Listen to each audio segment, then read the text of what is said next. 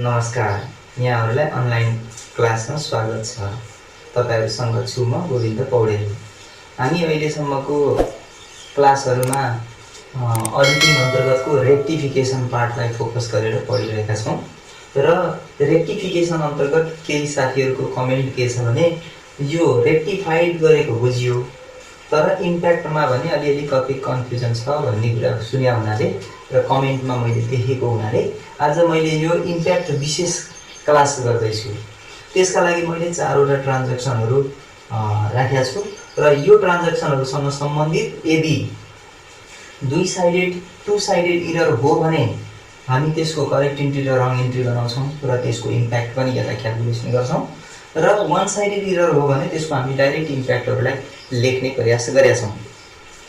सर्वप्रथम हामी जाउँ पहिलो ट्रान्ज्याक्सनमा। पहिलो ट्रान्ज्याक्सन छ rent paid ₹4000 was wrongly entered in commission account.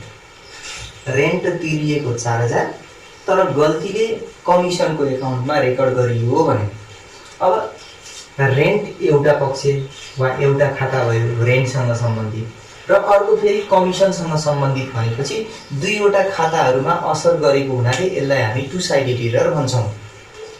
यस्तो टु साइडेड इरर हो भने हामी करेक्ट इन्ट्री र रङ इन्ट्री दुवै बनाउनु पर्ने हुन्छ र त्यसैको आधारमा हामी रेक्टिफाइड गर्न सक्छौं।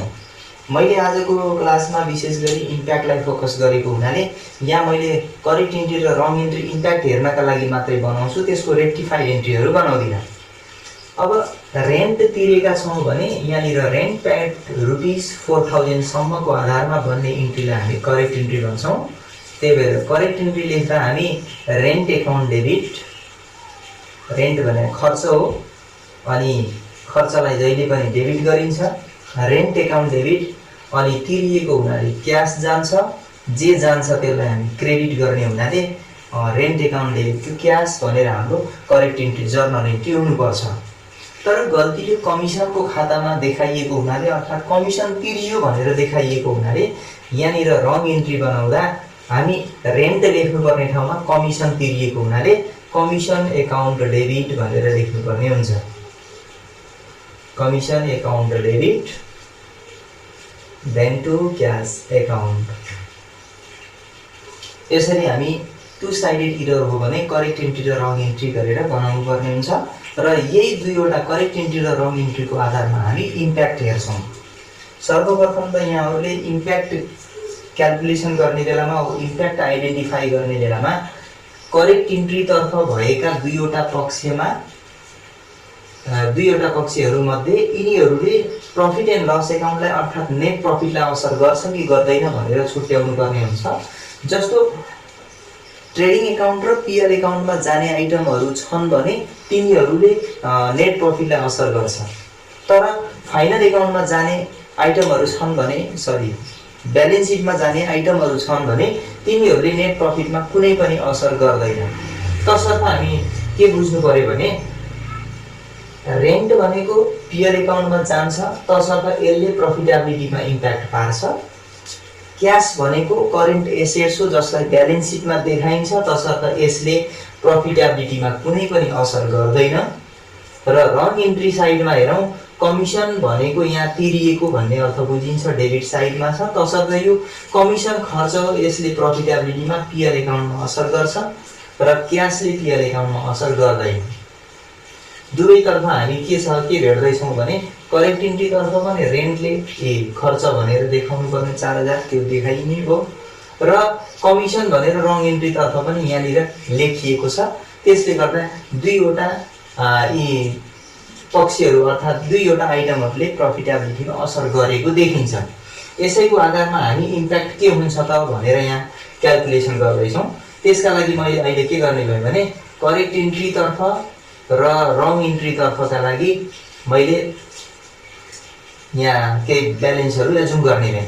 जस्तो करेक्ट इन्ट्री तर्फ हुने ब्यालेन्स यति हाम्रो हुनुपर्छ भन्ने बुझिन्छ तसर्थ यहाँनिर मैले सबभन्दा सुरुमा नेट प्रफिटको ब्यालेन्स राखिदिन्छु। दुवैतर्फ 10000 एजुम गरे। जे एजुम तपाईहरु जति पनि गर्न पाउनुहुन्छ हैन। अब सकेसम्म के हुन्छ भने यहाँ दिएको फिगरसँग नजिक नजिकको छ भने र क्याल्कुलेसन गर्न सजिलो हुने गरेर राख्नुभयो भने तपाईँ हामीलाई नै सजिलो हुने हो। र 10,000 मैले एज्युम गरेँ र पहिले म करेक्ट इन्ट्रीतर्फ गएँ। करेक्ट इन्ट्रीमा रेन्ट भनेर डेबिट गरिएको छ 4,000 ले खर्च डेबिट गरिएको छ भने त करेक्ट इन्ट्रीबाट 4,000 घटाउनु पर्यो नि त। 4,000 घटाएर हाम्रो ब्यालेन्स 6,000 रहन्छ, अर्थात् हुनुपर्ने ब्यालेन्स हो है यो, हुनुपर्ने ब्यालेन्स। हाम्रो खास गरी ब्यालेन्स करेक्ट इन्ट्री भने त यो rent account debit to cash लेखेर हाम्रो अबको ब्यालेन्स 6,000 हुनुपर्छ। तर रङ इन्ट्रीमा के भयो त भन्दा कमिसन भनेर खर्च देखायो अरे। कमिसन भनेर खर्च कति देखायो, यहाँ एमाउन्ट नदिएको हुनाले 4,000 देखायो भन्ने बुझिन्छ। तसर्थ रङ इन्ट्रीतर्फ हामी 4,000 खर्च भनेर घटाउँछौँ र बाँकी बचेको ब्यालेन्स भनेको 6,000 हुन्छ। अर्थात् करेक्ट इन्ट्रीतर्फ हुनुपर्ने रकम पनि 6,000 छ र भएको रकम पनि 6,000 छ भने नेट प्रफिटमा कुनै पनि असर देखिँदैन। त्यही भएर हामी यस्तो कन्डिसन आइदियो भने यहाँनिर हामी नो इम्प्याक्ट अन प्रफिटेबिलिटी भनेर लेख्नुपर्ने हुन्छ। इम्प्याक्ट लेख्ने बेलामा जस्तो यो त हामी पहिलो ट्रान्ज्याक्सनसँग सम्बन्धित थियौँ, पहिलो ट्रान्ज्याक्सनको इम्प्याक्ट पनि लेख्यौँ हामी।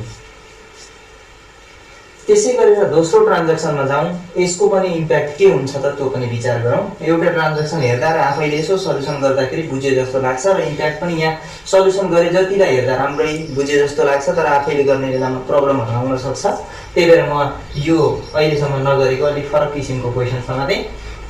जस्तो wages paid for installation of machinery जडान गर्दा लागेको ज्याला 12,000 छ रे, was wrongly debited in wage account. Machinery जडान गर्दा लागेको ज्यालालाई अर्थात् मेसिन प्रयोग गर्न भन्दा पहिला नै लागेका खर्चहरूलाई मेसिनको खातामा देखाउनुपर्छ। यहाँनिर मेसिनरीको इन्स्टलेसन चार्ज हो, तर इन्स्टलेसन गर्दा लागेको ज्याला हो, यसलाई वेजेसको खातामा देखाएको हुनाले गल्ती हो। अब यहाँ एउटा त मेसिनरीको खातामा असर गर्दैछ र अर्को वेजेसको खातामा असर गर्दैछ भने यो टु साइडेड इरर हो। यो टु साइडेड इरर हो भने हामी रेक्टिफाइड गर्ने बेलामा करेक्ट इन्ट्री र रङ इन्ट्री भनेर यसरी नै इन्ट्रीहरू बनाउनु पर्ने हुन्छ। र आज हामी रेक्टिफाइडलाई फोकस गर्न भन्दा पनि इम्प्याक्टलाई फोकस गरेको हुनाले करेक्ट इन्ट्री र रङ इन्ट्रीलाई मात्र यहाँ लेखेर हामी इम्प्याक्टतर्फ जान्छौँ। जस्तो करेक्ट इन्ट्रीमा जाउँ, अब wages paid for installation of machine भनेको छ भने मेसिन इन्स्टलेसन गर्दा लागेको जुन वेजेस छ त्यसलाई हामी मेसिनको खातामा देखाउनु पर्ने हुनाले मेसिनरी एकाउन्ट डेबिट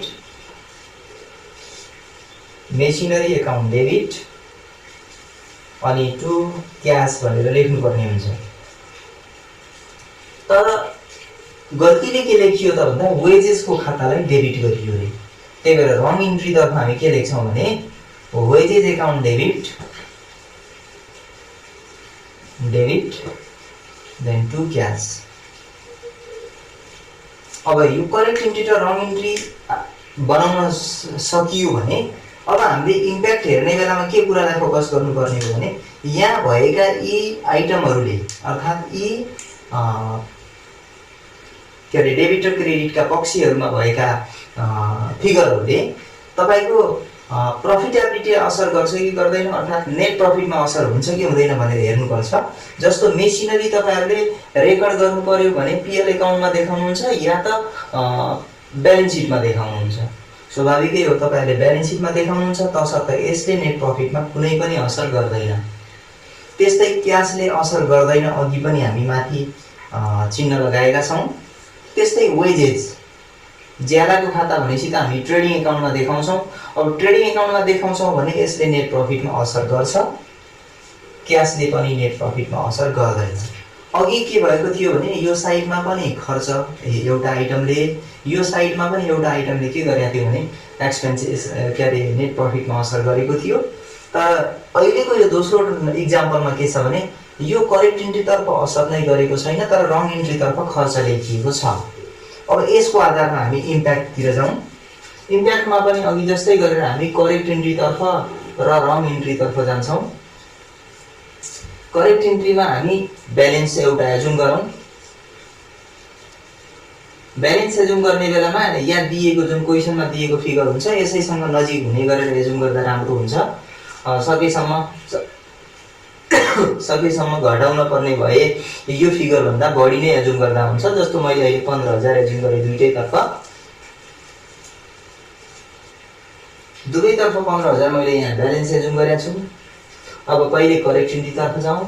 करेक्ट इन्ट्रीमा भएको मेसिनरी एकाउन्ट र क्यास एकाउन्टले नेट प्रफिटलाई असर नगर्ने हुनाले यहाँबाट हामी केही पनि घटाउन पाइँदैन। त्यही भएर हाम्रो ब्यालेन्स हुनुपर्ने ब्यालेन्स भनेको 15,000 नै हो। तर रङ इन्ट्रीतर्फ के भयो भने खर्च भनेर वेजेज 12,000 लेखेको हुनाले यहाँबाट वेजेज 12,000 लाई घटाउनुपर्छ र यसरी 12,000 घट्दा ब्यालेन्स हाम्रो 3,000 मात्र रहन्छ। अब यहाँबाट हामीले इम्प्याक्ट बुझ्न सकिन्छ। हेरौँ 15,000 खास गरी हाम्रो हुनुपर्ने ब्यालेन्स तर भयो 3,000 भने हाम्रो नेट प्रफिट कतिले घटेको देखिँदैछ? 12,000 ले नेट प्रफिट घटेको देखिँदैछ। तसर्थ नेट प्रफिट वुड बी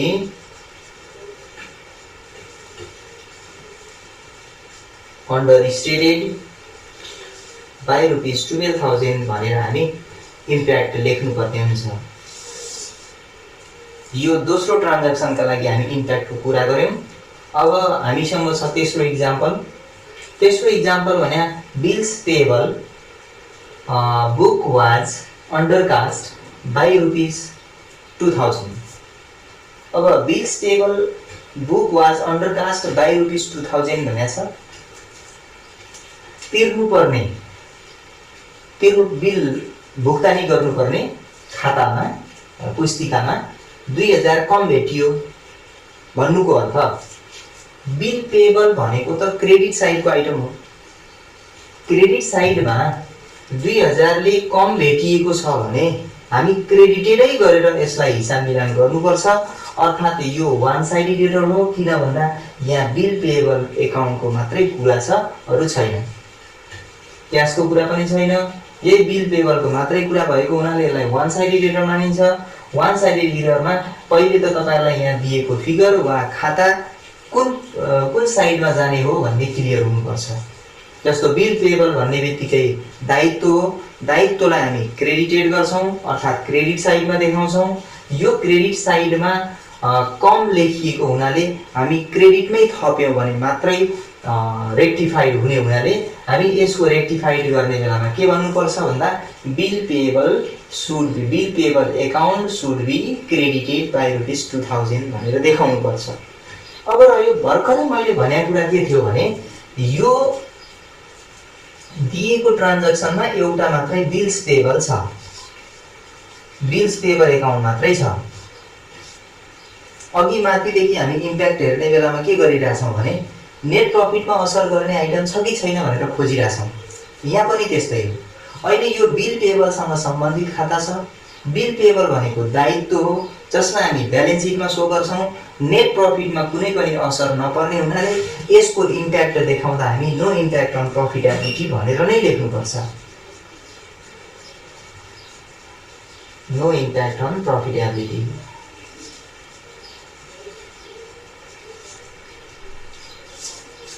किनकि यो बिल पेएबल भनेको दायित्व भनेको ब्यालेन्स सिटमा हुन्छ। ब्यालेन्स सिटमा जाने आइटमहरुले प्रफिटेबिलिटीमा कुनै पनि असर नगर्ने हुनाले नो इम्प्याक्ट लेख्यौं हामी। अब हामी लास्ट इक्जाम्पल तर्फ जाँदैछौं। लास्ट चौथो नम्बरको इक्जाम्पल भनेको commission receive ₹15,000 was wrongly entered in commission paid account भन्दैछ। कमिसन रिसिभड हो 15,000 तर गल्तीले कमिसन पेड एकाउन्टमा देखाइयो भनेसी आम्दानीलाई खर्च देखाइयो भन्न खोजे हो हैन। जस्तो कमिसन रिसिभ हो भने यो आम्दानी हो। आम्दानी अर्थात् हामीले कमिसन प्राप्त गर्यौं भने क्याश आउँछ। क्याश आयो भने त्यसको करेक्ट इन्ट्री बनाउँदा हामी जे आउँछ त्यसलाई डेबिट गर्नुपर्ने हुनाले क्याश एकाउन्ट डेबिट गरिन्छ। अनि टु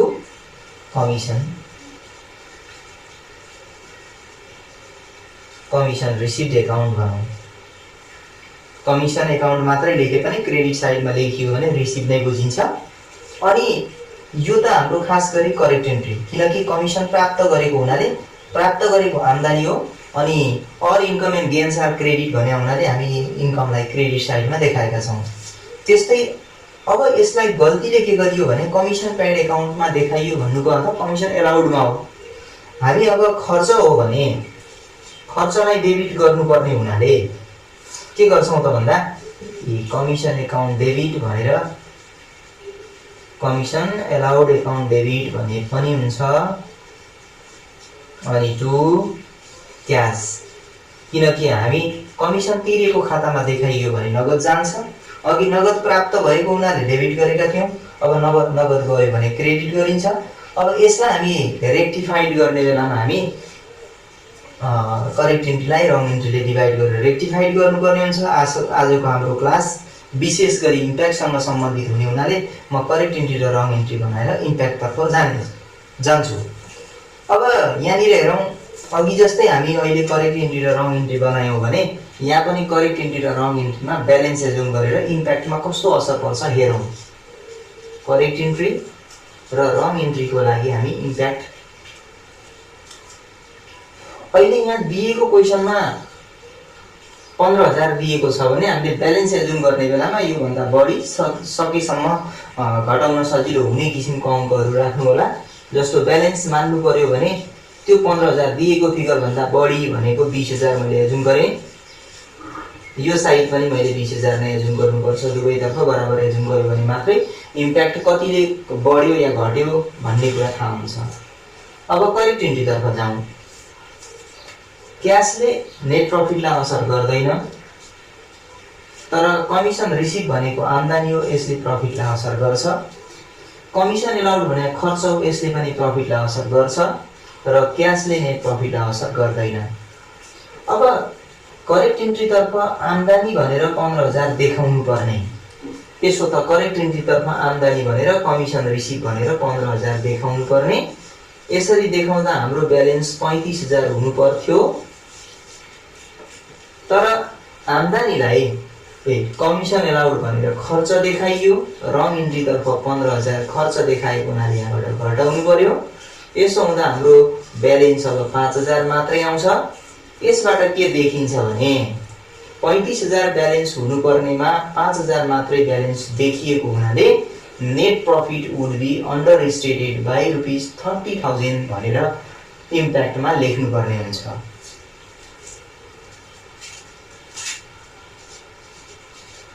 अन्डर स्टेटेड भनेर लेख्दिउँ, अन्डर स्टेटेड बाई ₹30,000 दुईटाको डिफरेन्स एमाउन्टलाई इम्प्याक्टमा देखाउनु पर्ने हुन्छ।